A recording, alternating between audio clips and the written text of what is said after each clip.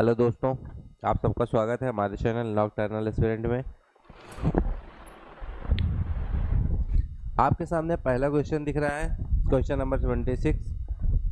Part 1 में आप लोगों ने 75 तक कर लिया इसका आंसर, ठीक है। अब हम लोग इसके आगे करेंगे 76, क्वेश्चन नंबर 76। चलिए आप लोग फटाफट आंसर करते रहिए। क्वेश्चन नंबर 76 में क्या पूछ रहा है? निम्नलिखित में से किसने निर्देशक सिद्धांतों और मौलिक अधिकारों को संविधान की अंतरात्मा के रूप में वर्णित किया है?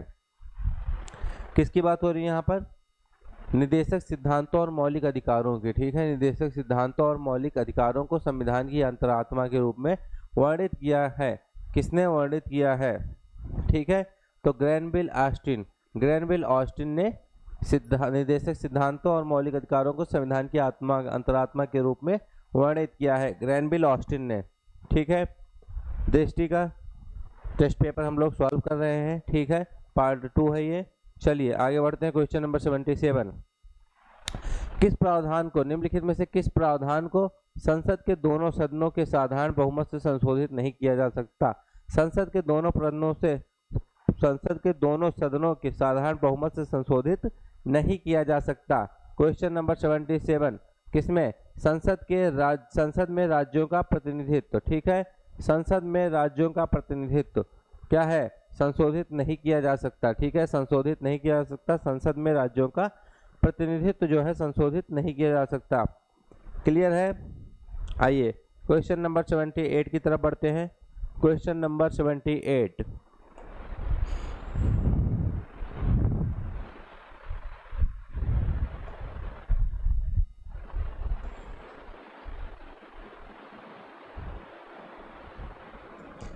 निम्नलिखित में से किस मामले में उच्चतम न्यायालय ने, किसकी बात हो रही है? किस मामले में जो है उच्चतम न्यायालय ने भारतीय संविधान की स्थापना मौलिक अधिकारों और निर्देशक सिद्धांतों के बीच संतुलन के आधार पर की गई है? किसकी बात हो रही है? किस मामले में उच्चतम न्यायालय ने भारतीय संविधान की स्थापना मौलिक अधिकारों और निर्देशक सिद्धांतों के बीच संतुलन के आधार पर की है? ठीक है, तो क्या हो जाएगा? किसके आधार पर की है?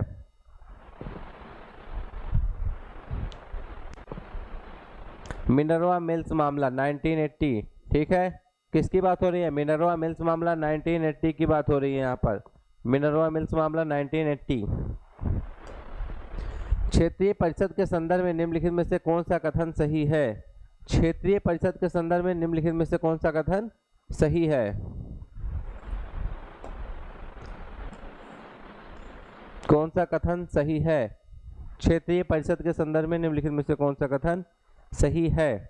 क्षेत्रीय परिषदें संवैधानिक निकाय है। नंबर 2, केंद्र सरकार का गृह मंत्री प्रत्येक क्षेत्रीय परिषद का अध्यक्ष होता है। केवल एक, केवल दो, एक और दो, दोनों, ना तो एक और ना ही दो। कौन सा हो जाएगा? केवल दो, ठीक है, केवल दो। क्षेत्रीय परिषद की बात हो रही है। केंद्र सरकार का गृह मंत्री प्रत्येक क्षेत्रीय परिषद का अध्यक्ष होता है। केंद्र सरकार का जो गृह मंत्री होता है प्रत्येक क्षेत्रीय परिषद का अध्यक्ष होता है।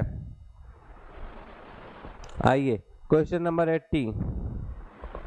भारत की आकस्मिकता निधि, किसकी बात हो रही है? भारत की आकस्मिकता निधि के संदर्भ में निम्नलिखित कथनों में से कौन सा सही है? आकस्मिकता निधि के संदर्भ में निम्नलिखित कथनों में से कौन सा सही है?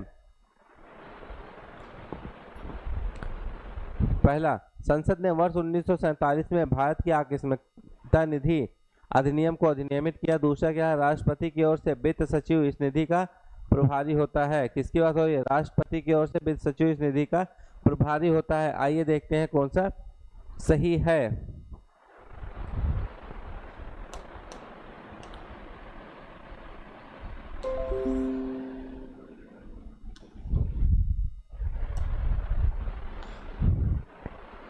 नीचे दो कोड दिए गए हैं, ठीक है, कोड की सहायता से सही उत्तर का चयन कीजिए, ठीक है। केवल एक, केवल दो, एक और दो, दोनों, ना तो एक और ना ही दो, ठीक है। तो कौन सा है?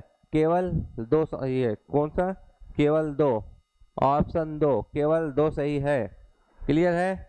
चलिए आगे बढ़ते हैं क्वेश्चन नंबर 81, क्वेश्चन नंबर 81 की तरफ। वित्तीय आपातकाल के संदर्भ में किसकी बात हो रही है? वित्तीय आपातकाल के संदर्भ में निम्नलिखित में से कौन सा कथन सही है? वित्तीय आपातकाल के संदर्भ में निम्नलिखित में से कौन सा कथन सही है?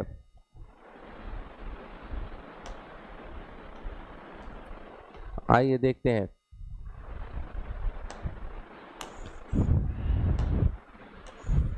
वित्तीय आपातकाल के संदर्भ में निम्नलिखित में से कौन सा कथन सही है? केवल एक, केवल दो, एक और दो दोनों, ना तो एक और ना ही दो। किसकी बात हो रही है? आर्टिकल 360 की बात हो रही है।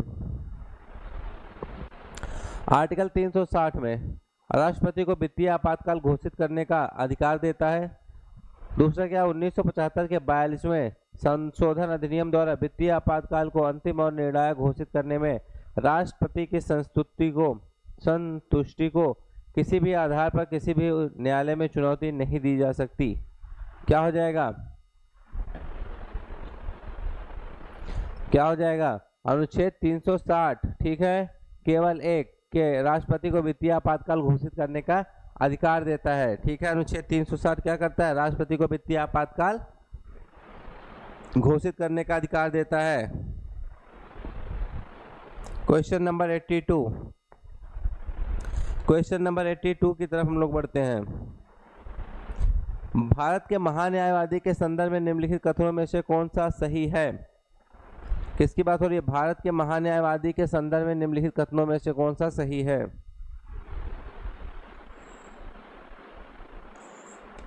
ठीक, यह देश का सर्वोच्च विधि अधिकारी होता है। महान्यायवादी की पदावधि संविधान द्वारा नियत की गई है। क्या हो जाएगा? सही कोड का सही, निम्न दिए गए कोड में से सही उत्तर का चयन कीजिए। केवल एक, केवल दो, एक और दो दोनों, ना तो एक और ना ही दो। क्या हो जाएगा? यह देश का सर्वोच्च विधि अधिकारी होता है। महान्यायवादी की बात हो रही थी, ठीक है। महान्यायवादी क्या होता है? सर्वोच्च विधि अधिकारी होता है, देश का सर्वोच्च विधि अधिकारी होता है। केवल एक सही हो जाएगा, केवल एक, आंसर एक सही है। ठीक है, ए सही है, A is the right answer. Question number 83, किस उम्मीदवार ने भारत में निर्विरोध राष्ट्रपति चुनाव जीता है? निर्विरोध राष्ट्रपति चुनाव जीता है किसने?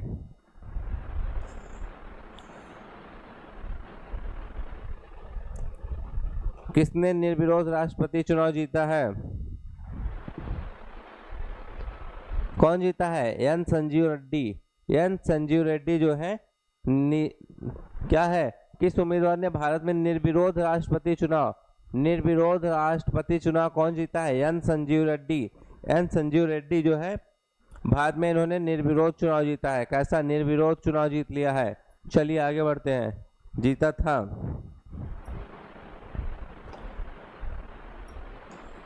क्वेश्चन नंबर 84, राष्ट्रपति के अध्यादेश के बारे में बात हो रही है। राष्ट्रपति के अध्यादेश निर्माण की शक्ति के संदर्भ में निम्नलिखित में से कौन सा कथन सही है? चलिए बताइए कौन सा कथन सही है? संविधान का अनुच्छेद 121 राष्ट्रपति को संसद की अवकाश के दौरान अध्यादेश जारी करने का अधिकार प्रदान करता है। दूसरा क्या है? राष्ट्रपति की सबसे महत्वपूर्ण विधायी शक्ति है। अध्यादेश निर्माण की शक्ति के संदर्भ में कौन सा सही है? कौन सा सही है? केवल दो, राष्ट्रपति की सबसे महत्वपूर्ण विधायी शक्ति है। राष्ट्रपति की सबसे महत्वपूर्ण विधायी शक्ति है ये। चलिए आगे बढ़ते हैं। क्वेश्चन नंबर 85,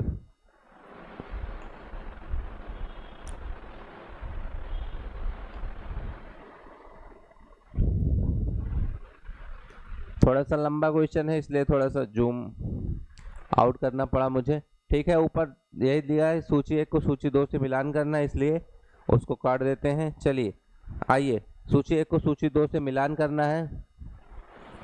लघुकरण की बात हो रही है। ठीक है, किसकी बात हो रही है? लघुकरण। ठीक है, इसका आंसर करना है। चलिए,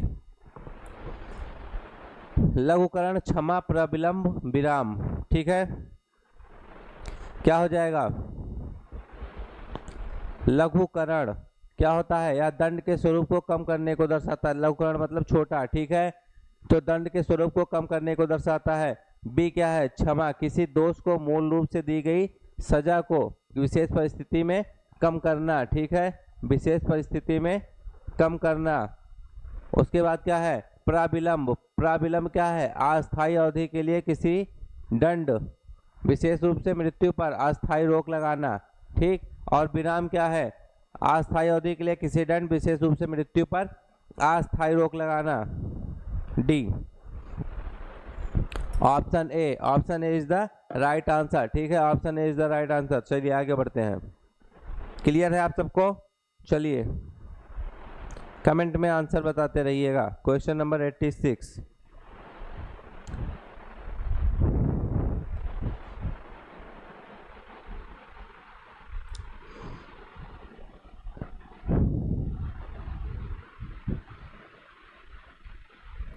भारत के उपराष्ट्रपति की अर्हताओं के बारे में, ठीक है, राष्ट्रपति की अर्हताओं के बारे में, ठीक है, क्वालिफिकेशंस की बात हो रही है राष्ट्रपति के, ठीक।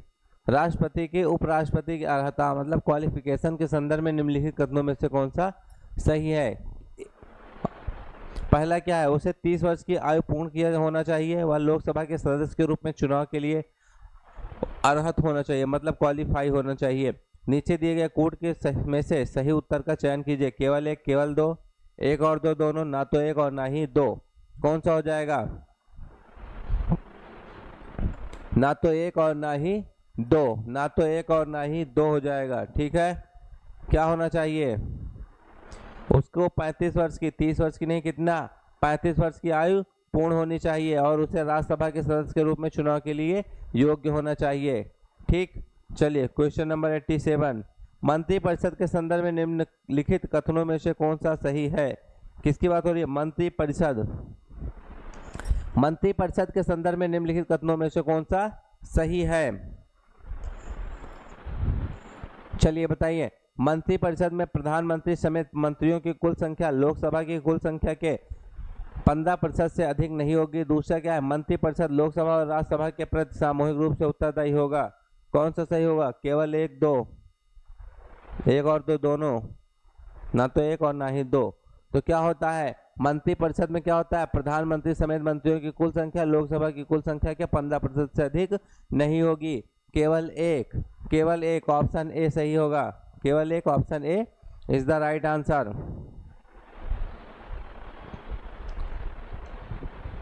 ठीक है। और मंत्रिपरिषद क्या होती है? मंत्रिपरिषद सामूहिक रूप से सिर्फ लोकसभा के प्रति जिम्मेदार होगी। किसके? लोकसभा के प्रति जिम्मेदार होगी। क्लियर है? आइए आगे बढ़ते हैं। Question number 88। संविधान का अनुच्छेद 88 और 89 दोनों, ठीक है। संविधान के अनुच्छेद 352 में मंत्रिमंडल, अनुच्छेद 352 में मंत्रिमंडल पद किसके द्वारा अंतः स्थापित किया गया था? किसके द्वारा अंतः स्थापित किया गया है? किसके द्वारा अंतः स्थापित किया गया था? किसके द्वारा? 44वें संविधान संशोधन अधिनियम, 44वें संविधान संशोधन अधिनियम के द्वारा क्या है? अंतः स्थापित किया गया है। Question number 89। निम्न में से कौन सा असांतत्य परतों के बीच सही सुमेलित है? असांतत्य परतों के बीच कौन सा सही सुमेलित है? कौन सा सही सुमेलित है? कॉनरॉड, कॉनरॉड महाद्वीपीय और महासागरीय क्रस्ट है। कॉनरॉड क्या है? महाद्वीपीय और महासागरीय क्रस्ट है।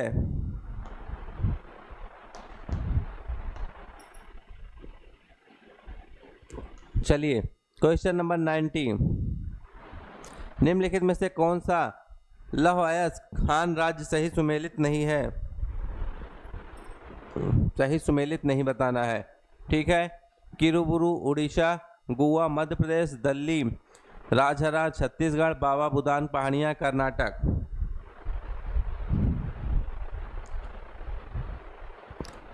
Question number 90। कौन सा सही सुमेलित नहीं है? गोवा मध्य प्रदेश, ठीक है, ये सही सुमेलित नहीं है, ठीक है। गोवा मध्य प्रदेश में नहीं, कहाँ पर है? झारखंड में है। कहाँ पर? झारखंड में है, ठीक, झारखंड में है। आइए आगे बढ़ते हैं। क्वेश्चन नंबर 91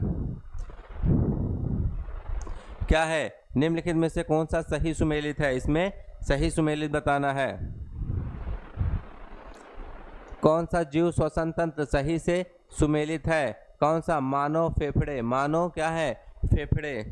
ठीक, मानव फेफड़े सही सुमेलित है, बाकी सब सुमेलित नहीं है। मत्स्य क्या होता है? श्वसन नली प्रणाली नहीं है, इसमें गलफड़े होते हैं। केचुआ, केचुआ में नम त्वचा होती है। बिच्छू, बिच्छू क्या है? Book lungs. बिच्छू बुक लंग्स हो जाएगा। ठीक, क्वेश्चन नंबर 92, निम्न में से कौन सा वायरल वेक्टर वैक्सीन है? कौन सा वायरल वेक्टर वैक्सीन है? वायरल वेक्टर वैक्सीन कौन सा है? कोविशील्ड। कोविशील्ड क्या है? वायरल वेक्टर वैक्सीन है। कोविशील्ड क्या है? वायरल वेक्टर वैक्सीन है। ठीक है, आगे बढ़ते हैं। किसकी बात हो रही है? कोविशील्ड क्या है? Viral vector vaccine. कौन सा एक स्वपरागण पादप है? क्वेश्चन नंबर 93, कौन सा एक स्वपरागण पादप है?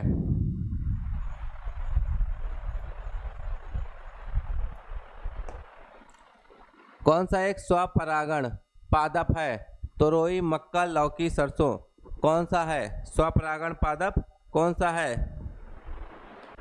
तोरई, मक्का, लौकी, सरसों।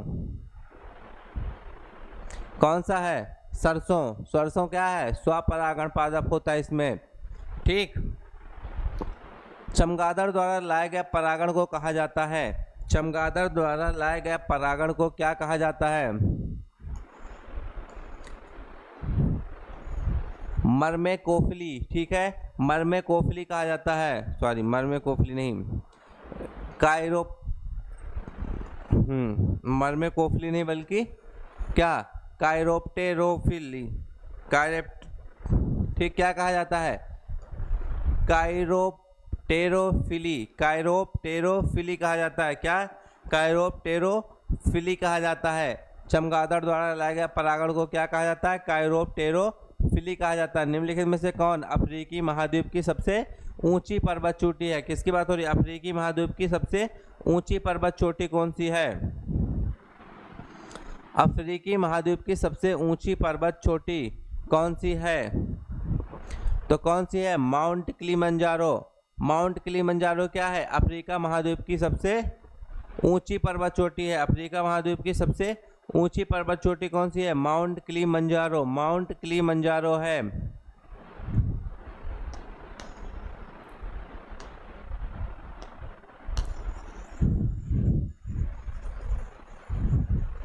आप लोग क्वेश्चन का आंसर कमेंट में करिएगा। ठीक है, कमेंट में क्वेश्चन का आंसर कीजिएगा, खुद को एनालाइज कीजिएगा, जिससे आप लोग को पता चले कि हमारा कौन सा क्वेश्चन, मतलब आपका कौन सा क्वेश्चन सही हो रहा है और कौन सा गलत हो रहा है। खुद को भी एनालाइज करते रहिएगा।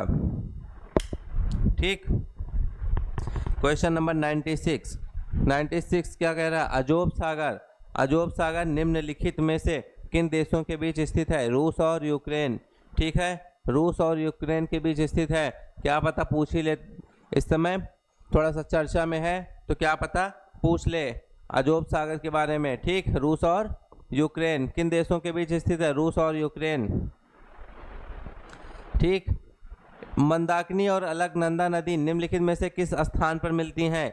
मंदाकिनी और अलकनंदा नदी किस स्थान पर मिलती हैं पूछ रहा है।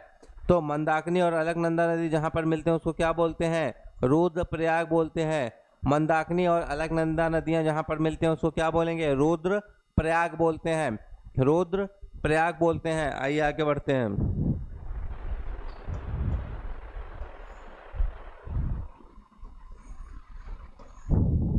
उत्तरी भारत में किसकी बात हो रही है? उत्तरी भारत में प्रवाहित होने वाली उष्ण पवन लू किसका परिणाम है? उत्तरी भारत में प्रवाहित होने वाली उष्ण पवन लू किसका परिणाम है?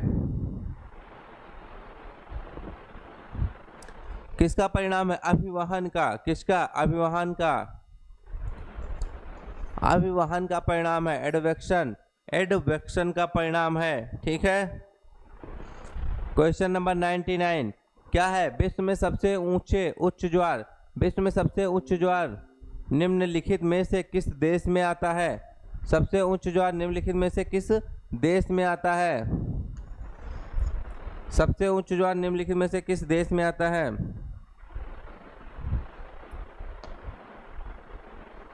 ठीक, सबसे उच्च ज्वार निम्नलिखित में से किस देश में आता है? कहाँ पर आता है? कनाडा में। सबसे उच्च ज्वार निम्नलिखित में से किस देश में आता है? कनाडा में। ठीक। शीत समशीतोष्ण, किसकी बात हो रही है? शीत समशीतोष्ण पश्चिमी सीमांत के रूप में जाना जाता है। कौन सा जाना जाता है? शीत और समशीतोष्ण पश्चिमी सीमांत के रूप में। शीत समशीतोष्ण पश्चिमी सीमांत के रूप में कौन जाना जाता है? ब्रिटिश प्रकार की जलवायु। कौन?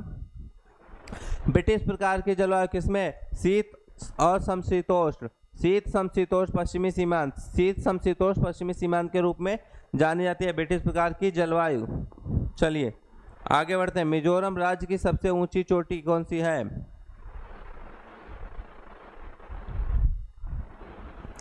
किसकी बात हो रही है? मिजोरम राज्य की सबसे ऊंची चोटी।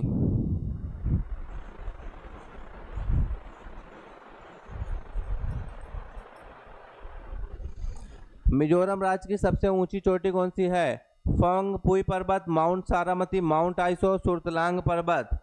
ठीक, कौन सी हो जाएगी? बताइए कौन सी है? फंगपुई। फंगपुई पर्वत क्या है? मिजोरम राज्य की सबसे ऊंची चोटी है। मिजोरम राज्य की सबसे ऊंची चोटी है। Question number 102। भारत में कोयले की अधिकतम मात्रा, किसकी बात हो रही है? भारत में कोयले की अधिकतम मात्रा निम्नलिखित में से किस चट्टान समूह में पाई जाती है? किस चट्टान समूह में पाई जाती है भारत में कोयले की अधिकतम मात्रा? तो कहां पर पाई जाती है? गोंडवाना समूह में। कहां पर? गोंडवाना समूह में। गोंडवाना समूह में भारत में कोयले की अधिकतम मात्रा कहां पर? गोंडवाना समूह में पाई जाती है। चलिए सूची 1 को सूची 2 से सुमेलित कीजिए और नीचे दिए गए कूट से सही उत्तर चुनना है।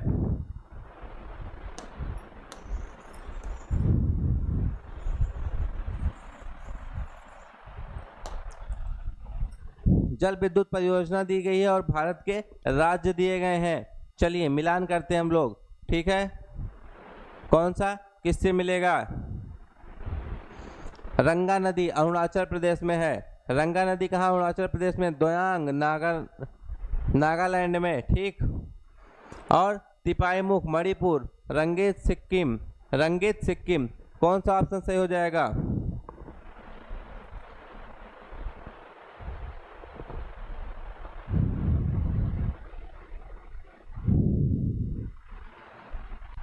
Option C. Option C is the right answer.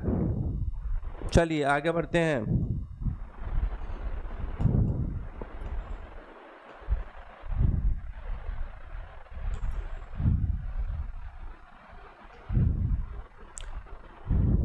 किसकी बात हो रही है? जनगणना 2011। जनगणना 2011 के अनुसार भारत में 10 लाख से अधिक आबादी वाले शहरों की संख्या है। जनगणना 2011 के अनुसार भारत में 10 लाख से अधिक आबादी वाले शहरों की संख्या कितनी है? कितनी है? 53। कितनी है? 53। कश्मीर घाटी किसके बीच स्थित है?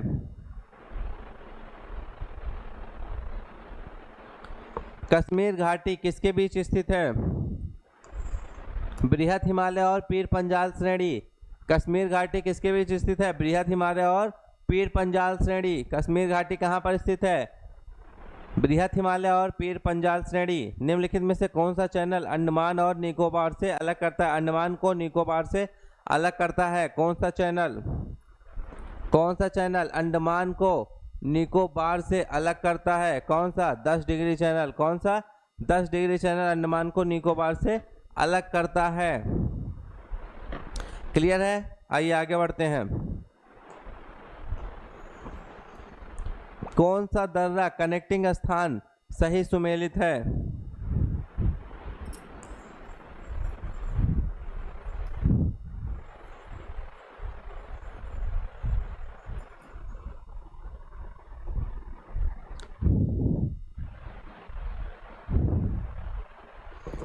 कौन सा दर्रा कनेक्टिंग स्थान सही सुमेलित है? पूछा क्या? पूछा सही सुमेलित है। तो कौन सा सही सुमेलित है? सिपकीला, शिमला से तिब्बत। सिपकीला कहाँ? शिमला से तिब्बत को जोड़ता है, सिपकीला शिमला से तिब्बत को जोड़ता है। ठीक, आगे बताइए निम्नलिखित में से कौन सा अभ्रक के प्रकार हैं, का या के प्रकार हैं? Manik, Ruby, muscovite, biotite. कौन सा हो जाएगा? मणिक, रूबी, मस्कोबाइट या बायोटाइट। ठीक है, कौन सा? तीनों हैं। ठीक है, तीनों अभ्रक के प्रकार हैं, तीनों अभ्रक के प्रकार हैं।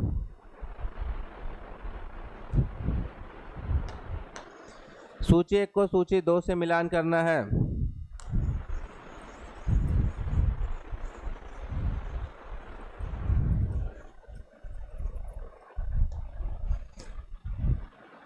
सही कूट का उत्तर चुनिए सूची 1 को सूची 2 से। भारत में वनों से संबंधित संस्थान, किसकी बात हो रही है? भारत में वनों से संबंधित संस्थान है। ठीक है, स्थान और संस्थान। ठीक है, वन अनुसंधान संस्थान कहाँ पर है?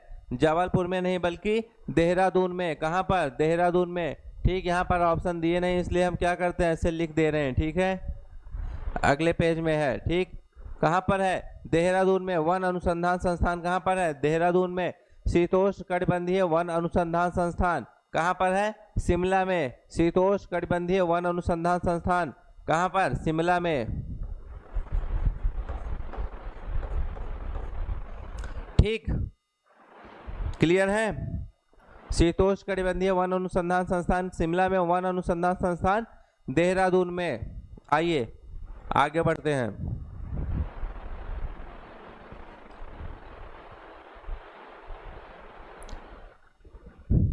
ठीक, काष्ठ विज्ञान और प्रौद्योगिकी संस्थान, काष्ठ विज्ञान और प्रौद्योगिकी संस्थान कहाँ पर है? बेंगलुरु में। ठीक, काष्ठ विज्ञान और प्रौद्योगिकी संस्थान कहाँ पर है? बेंगलुरु में। ठीक, काष्ठ विज्ञान और प्रौद्योगिकी संस्थान कहाँ पर? बेंगलुरु में। पर्णपाती वन संस्थान, पर्णपाती वन संस्थान कहाँ पर है? जबलपुर में। पर्णपाती वन संस्थान कहाँ पर है? जबलपुर में। मिलान करना था हम लोग को। ठीक है, जबलपुर में। तो कौन सा ऑप्शन सही हो जाएगा इसका? Option number B. Option B is the right answer. 4 3 2 1। ठीक, 4 3 2 1। ठीक है, चलिए।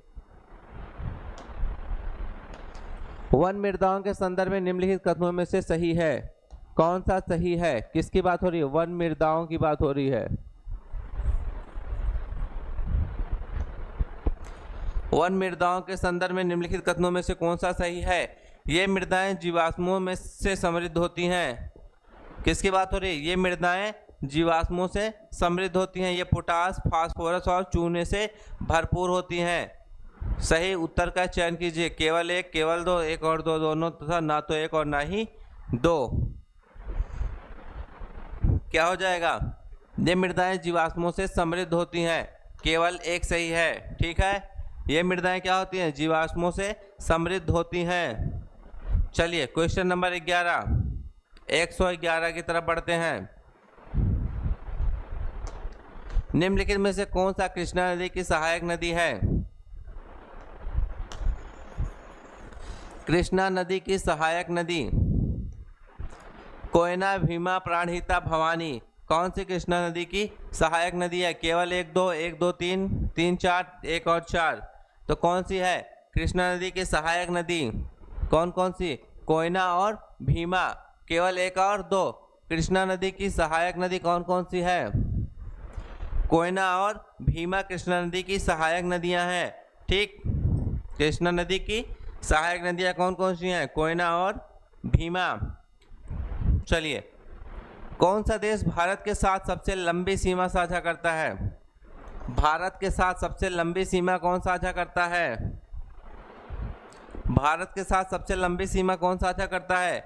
बांग्लादेश। ठीक है, बांग्लादेश क्या करता है? भारत के साथ सबसे लंबी सीमा साझा करता है। क्लियर है आप सबको? चलिए क्वेश्चन नंबर 113 एंड 114 किसकी बात हो रही है? दोनों क्वेश्चन करना है। चलिए आइए देखते हैं। ठीक, एक श्रीलंका में स्थानांतरित कृषि को कहा जाता है।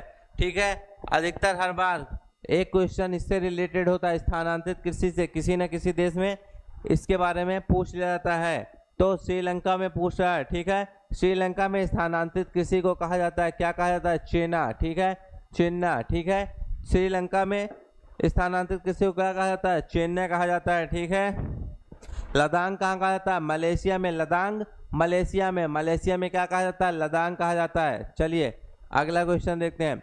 भू परपाटी को निम्नलिखित परतों में से किसे नीफे परत के रूप में जाना जाता है? नीफे परत के रूप में किसे जाना जाता है? किसकी बात हो रही है? भू प्रॉपर्टी के निम्नलिखित में से किसे नीफे परत के रूप में जाना जाता है? नीफे परत के रूप में किसे जाना जाता है? कोर। ठीक है, किसको? कोर को। कोर को किस परत के रूप में? कोर को नीफे परत के रूप में जाना जाता है। क्लियर है? आइए आगे बढ़ते हैं। नीफे परत के रूप में किसे? कोर को जाना जाता है।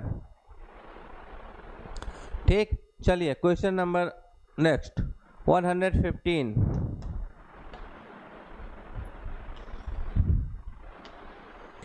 कौन सा सही है? भारत के पवित्र उपवन राज्य सही ढंग से सुमेलित है।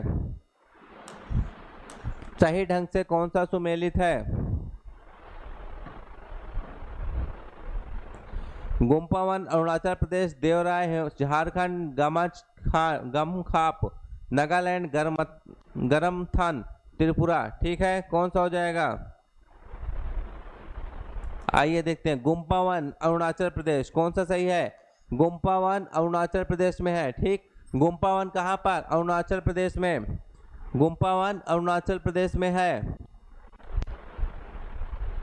भारत के राष्ट्रीय उद्यान और राज्य दिए गए हैं। क्या दिया है? भारत के राष्ट्रीय उद्यान और राज्य।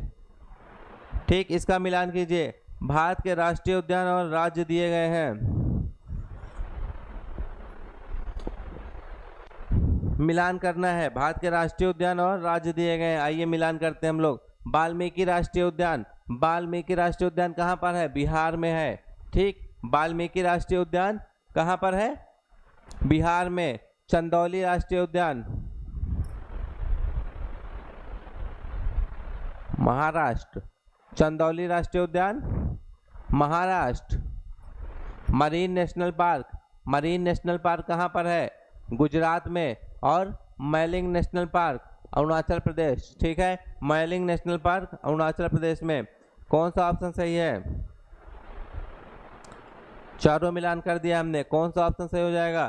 Question number 116। ठीक है, बी ऑप्शन। बी ऑप्शन का। ठीक है, क्वेश्चन नंबर 116 का कौन सा ऑप्शन? B option. चलिए, जैव विविधता के मापन के संदर्भ में निम्नलिखित कथनों में से कौन सा सही है?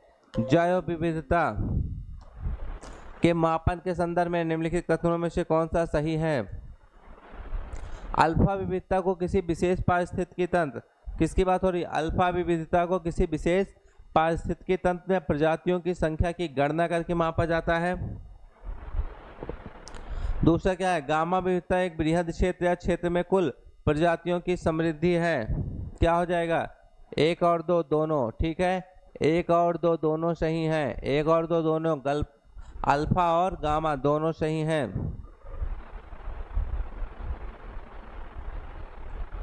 ठीक, क्वेश्चन नंबर 118।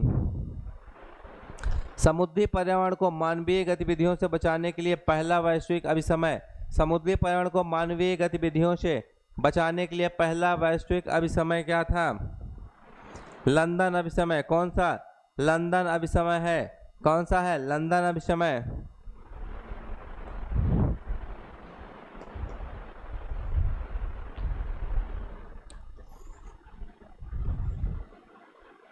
विश्व संरक्षण कांग्रेस, किसकी बात हो रही है?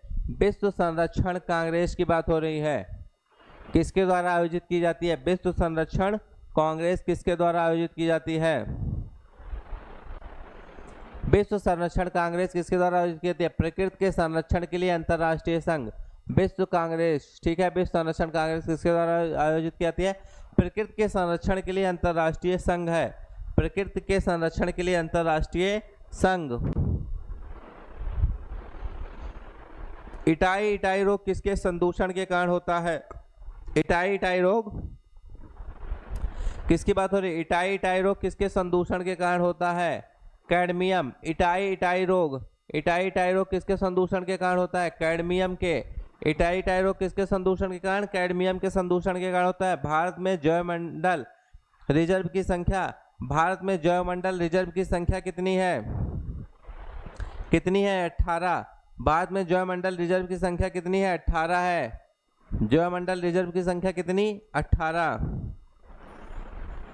चलिए, भारत में निम्नलिखित रामसर स्थलों में से कौन उत्तर प्रदेश में है? निम्नलिखित रामसर स्थलों में से कौन उत्तर प्रदेश में है? रामसर स्थलों में से कौन सा उत्तर प्रदेश में है? समन पक्षी अभयारण्य, कंजाली झील, अनसुपा झील, सांडी पक्षी अभयारण्य, कौन सा है उत्तर प्रदेश में?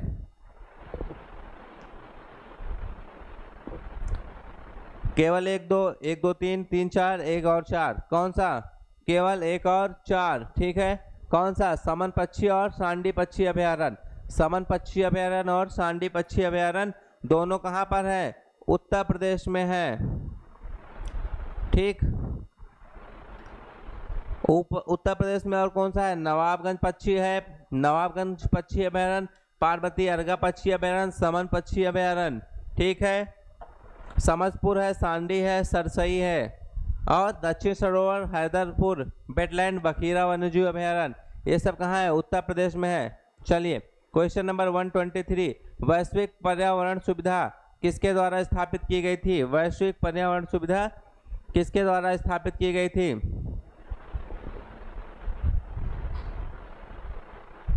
वैश्विक पर्यावरण सुविधा किसके द्वारा स्थापित की गई थी? रियो शिखर सम्मेलन। वैश्विक पर्यावरण सुविधा किसके द्वारा स्थापित की गई थी? रियो शिखर सम्मेलन के द्वारा। वैश्विक पर्यावरण सुविधा किसके द्वारा स्थापित की गई थी? रियो शिखर सम्मेलन के द्वारा स्थापित की गई थी। अंतरराज्यीय पारस्परिक क्रियाएं जहां एक प्रजाति को लाभ होता है और दूसरी प्रजाति अप्रभावित होती है, क्या कहलाती है?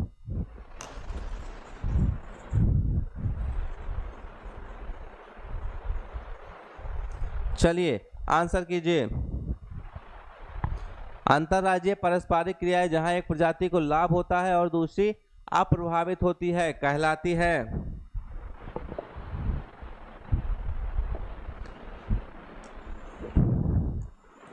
क्या कहलाती है? सहभोजिता। क्या कहलाती है? सहभोजिता कहलाती है। कन्नौज की लड़ाई निम्नलिखित में से किस वर्ष लड़ी गई थी?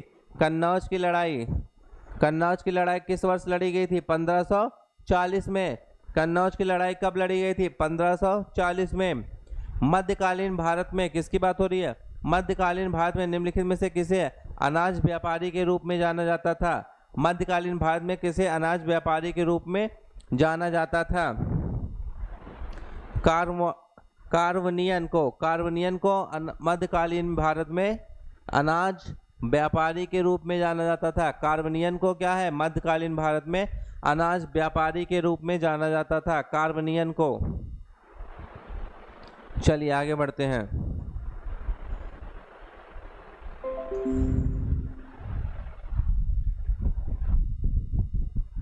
क्वेश्चन नंबर 127,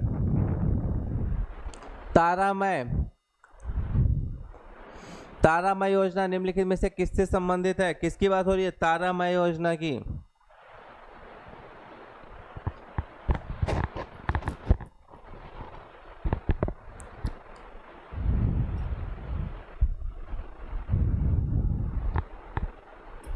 ठीक, तारामय योजना कहाँ से संबंधित है? किससे संबंधित है? होयसल कला से।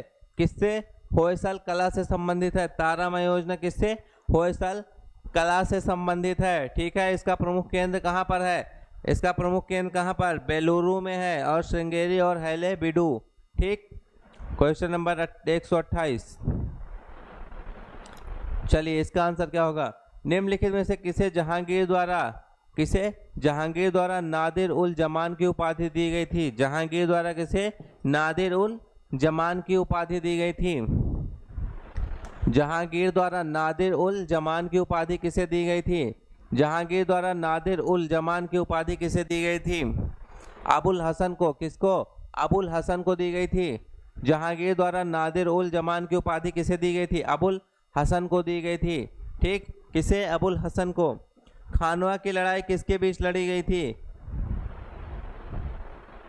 खानवा की लड़ाई किसके किसके बीच लड़ी गई थी? किसके किसके बीच लड़ी गई थी? बाबर और राणा सांगा। खानवा की लड़ाई बाबर और राणा सांगा के बीच लड़ी गई थी। क्लियर है? खानवा की लड़ाई किसके किसके बीच? बाबर और राणा सांगा के बीच लड़ी गई थी। चलिए, कब लड़ी गई थी? 1527 में। खानवा की लड़ाई कब? 1527 में लड़ी गई थी, बाबर और राणा सांगा के बीच। खानवा की लड़ाई बाबर और राणा सांगा के बीच 1527 में लड़ी गई थी। चलिए, कठिन व्यायाम के बाद किसकी बात हो रही है? कठिन व्यायाम के बाद मांसपेशियों में दर्द किसके संचय के कारण होता है? किसके संचय के कारण होता है? मेरे ख्याल से सभी को पता होगा, कठिन व्यायाम के बाद मांसपेशियों में जो दर्द होता है वह किसके संचय के कारण होता है? आप सभी इसका आंसर कीजिए, आंसर कीजिए। मेरे ख्याल से आप सभी को पता होगा इसका आंसर। जब ज़्यादा हम लोग एक्सरसाइज कर लेते हैं तो किसके कारण जो है मांसपेशियों में दर्द होता है? लैक्टिक एसिड, लैक्टिक अम्ल के कारण। किसके कारण? लैक्टिक अम्ल के कारण होता है। ठीक, चलिए, निम्नलिखित में से कौन सा मच्छर मनुष्यों में डेंगू के लिए उत्तरदायी है? कौन सा मच्छर मनुष्यों में डेंगू के लिए उत्तरदायी है? ठीक, कौन सा मच्छर मनुष्यों में डेंगू के लिए उत्तरदायी है? कौन सा मच्छर? Aedes aegypti. ठीक, एडिस इजिप्टी क्या है? मनुष्यों में डेंगू के लिए उत्तरदायी है। मनुष्यों में डेंगू के लिए उत्तरदायी कौन सा? एडिस इजिप्टी। ठीक है। भोजन को नीचे की ओर, भोजन को नीचे की ओर ढकेलने के लिए ग्रास नली के संकुचन और विस्तार की प्रक्रिया को क्या कहा जाता है? भोजन को नीचे की ओर ढकेलने के लिए ग्रास नली के संकुचन और विस्तार की प्रक्रिया को क्या कहा जाता है? क्रमाकुंचन। क्या? क्रमाकुंचन कहा जाता है। पेरिस्टाल्सिस। ठीक, पेरिस्टाल्सिस कहा जाता है, क्रमाकुंचन। चलिए आगे बढ़े। Question number 133।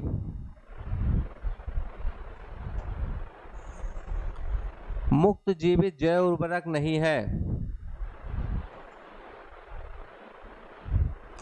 निम्नलिखित में से कौन सा मुक्त जीवित जैव उर्वरक नहीं है? Question number 133।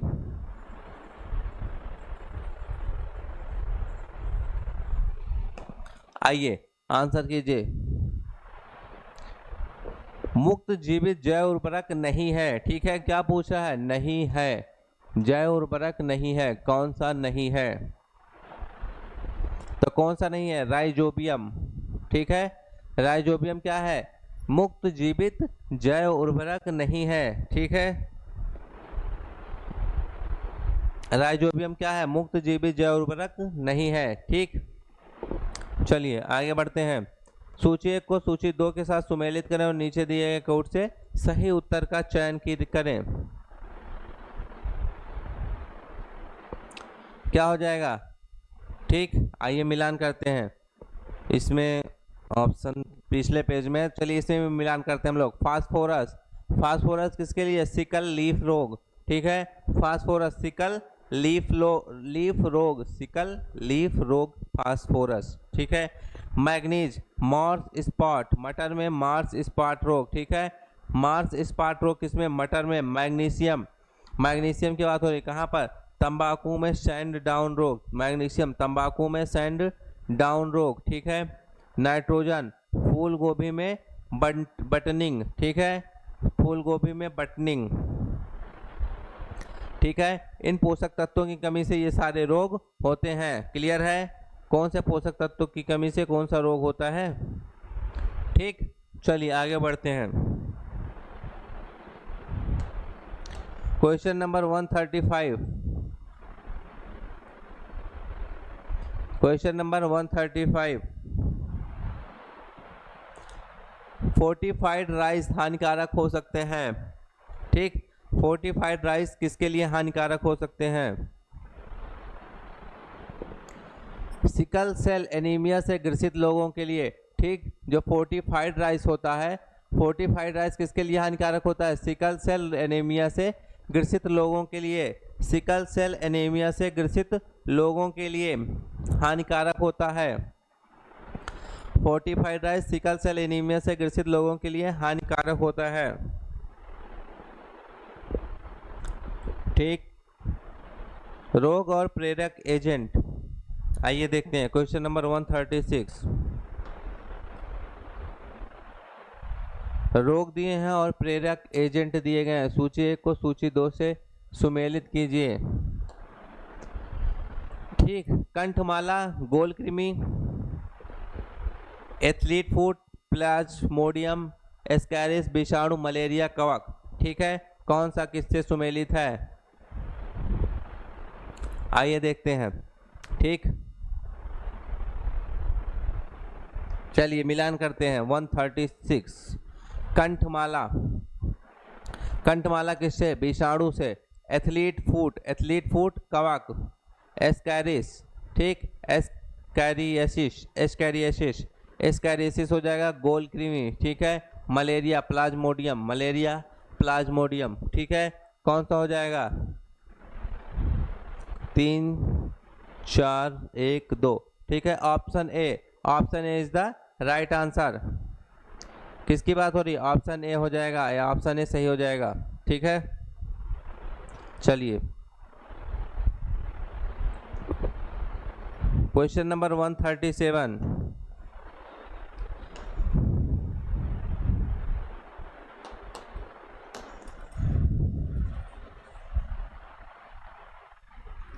कौन पेरिकार्डियल फ्लूइड का मुख्य उद्देश्य है? इसमें से कौन सा पेरिकार्डियल फ्लूइड का मुख्य उद्देश्य है? कौन सा है? हृदय की मांसपेशियों को ऑक्सीजन प्रदान करना, हृदय में विद्युत आवेगों को नियंत्रित करना, हृदय को झटके से बचाना, पूरे शरीर में रक्त पंप करना। तो क्या है? पेरिकार्डियल फ्लूइड का मुख्य उद्देश्य हृदय को झटके से बचाना। इसका मुख्य उद्देश्य क्या है? हृदय को झटके से बचाना, ठीक। विद्युत प्रतिरोध की इकाई क्या है? विद्युत प्रतिरोध की इकाई क्या है? विद्युत प्रतिरोध की इकाई क्या है? ओम। विद्युत प्रतिरोध की इकाई क्या है? ओम है।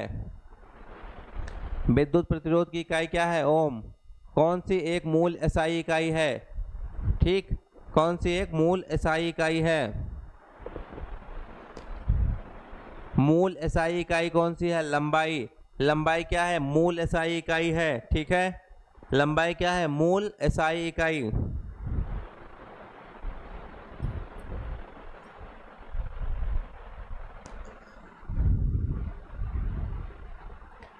किसी ध्वनि की प्रबलता एवं मृदुता किसके द्वारा निर्धारित होती है?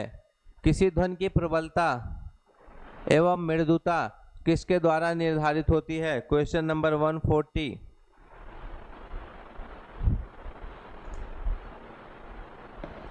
किसी ध्वनि की प्रबलता एवं मृदुता किसके द्वारा निर्धारित होती है? किसके द्वारा? आयाम, एम्पलीट्यूड, ठीक है। आयाम, एम्पलीट्यूड के द्वारा। हीरे की चमक किसका परिणाम है? किसकी बात हो रही है? हीरे की चमक, ठीक। हीरे की चमक किसका परिणाम है? क्या? टोटल इंटरनल रिफ्लेक्शन, पूर्ण आंतरिक परावर्तन। किसकी बात हो रही है? पूर्ण आंतरिक परावर्तन, टोटल इंटरनल रिफ्लेक्शन। चलिए अगला क्या है? यदि किसी तार के अनुप्रस्थ काट का क्षेत्रफल कम कर दिया जाए तब तार के प्रतिरोध में क्या होगा? यदि किसी तार के अनुप्रस्थ काट का क्षेत्रफल कम कर दिया जाए तब तार के प्रतिरोध में क्या होगा? वृद्धि होगी। क्या होगा?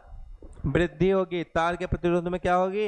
वृद्धि होगी, ठीक। किसी तार के अनुप्रस्थ काट का क्षेत्रफल अगर कम कर दिया जाए तो तार के प्रतिरोध में वृद्धि होगी। क्लियर है? आगे बढ़ें, आइए। आधुनिक रसायन विज्ञान के जनक के रूप में किसे जाना जाता है? किसकी बात हो रही है? आधुनिक रसायन विज्ञान के जनक के रूप में किसे जाना जाता है?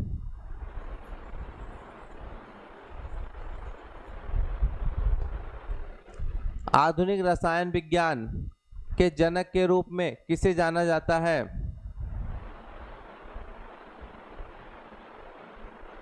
तो किसे जाना जाता है? एंटोनी लारवेजियर। एंटोनी लारवेजियर को आधुनिक रसायन विज्ञान के जनक के रूप में जाना जाता है। ठीक है, कब से कब तक? 1743 से 1794, 18वीं शताब्दी के अंत में। ठीक है, चलिए, समस्थानिकों के संदर्भ में निम्नलिखित कथनों में से कौन सा कथन सत्य है?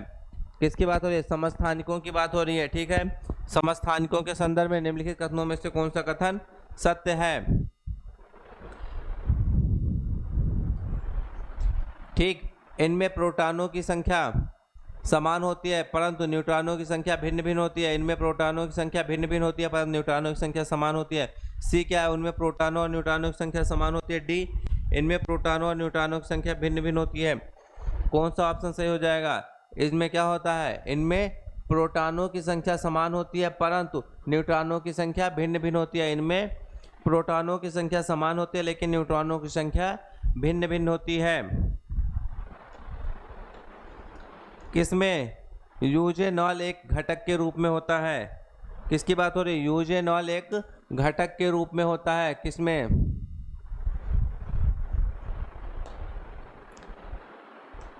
यूजेनॉल एक घटक के रूप में होता है। किसकी बात हो रही है? यूजेनॉल की।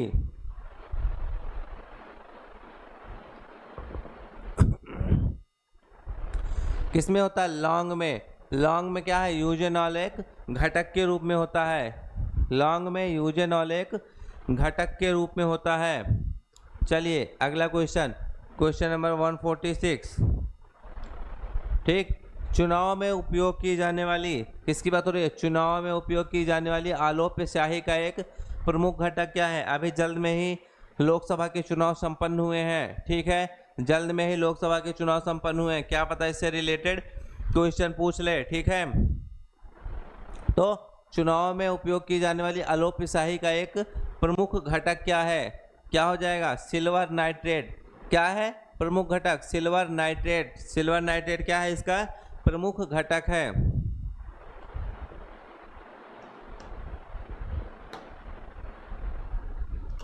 Question number 147। ठीक, नीचे दिए गए कूट से सही उत्तर का चयन करना है। चलिए बताइए। ठीक, पारा, ब्रोमीन, आयोडीन और लिथियम। क्वेश्चन नंबर 147 है ये। ठीक, मिलान कीजिए। क्या हो जाएगा? पारा एक धातु, पारा क्या है? एक धातु लेकिन कमरे के तापमान पर तरल होता है। पारा क्या है? एक धातु लेकिन कमरे के तापमान पर तरल होता है। ब्रोमीन क्या है? ब्रोमीन, ब्रोमीन क्या हो जाएगा? एक अधातु लेकिन कमरे के तापमान पर तरल। आयोडीन क्या है? आयोडीन एक अधातु लेकिन चमकदार। लिथियम एक धातु लेकिन नरम होती है। एक धातु लेकिन नरम होती है। कौन सा ऑप्शन सही है? कौन सा? Option C. Option C is the right answer. Option C is the right answer. Question number 148। चलिए आगे बढ़ते हैं क्वेश्चन नंबर 148 की तरफ। 148, 49 एंड 50। ठीक, चलिए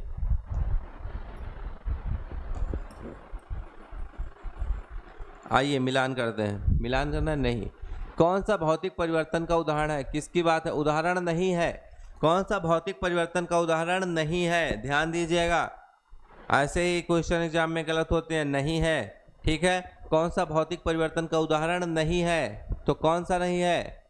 ठीक, भौतिक परिवर्तन, प्रकाश संश्लेषण। प्रकाश संश्लेषण भौतिक परिवर्तन का उदाहरण नहीं है। ठीक, भौतिक परिवर्तन का उदाहरण नहीं है। कौन सा? प्रकाश संश्लेषण। प्रकाश संश्लेषण भौतिक परिवर्तन का उदाहरण नहीं है। चलिए, अम्लीय विलयन बनने पर, किसकी बात हो रही है? अम्लीय विलयन बनने पर H+ आयनों की सांद्रता पर क्या प्रभाव पड़ता है? अम्लीय विलयन बनने पर H+ आयनों की सांद्रता पर क्या प्रभाव पड़ता है?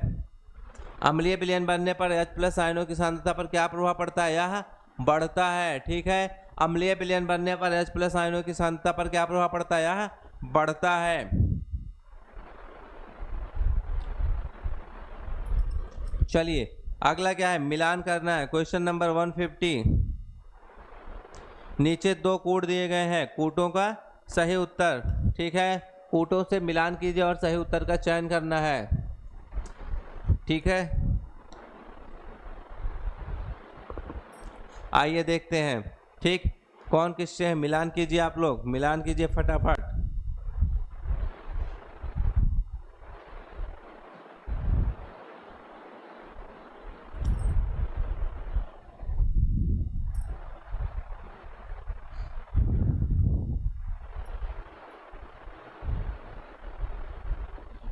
आइए आइए मिलान करते हैं। Question number 150। ठीक, क्या हो जाएगा? टमाटर ऑक्जेलिक अम्ल, टमाटर ऑक्जेलिक अम्ल, अंगूर, अंगूर में टार्टरिक अम्ल, अंगूर में टार्टरिक अम्ल, बिछुआ बूटी, बिछुआ बेटी मेथोनोइक अम्ल और संतरा साइट्रिक अम्ल। कौन सा? Option A, option A is the right answer, option A is the right answer.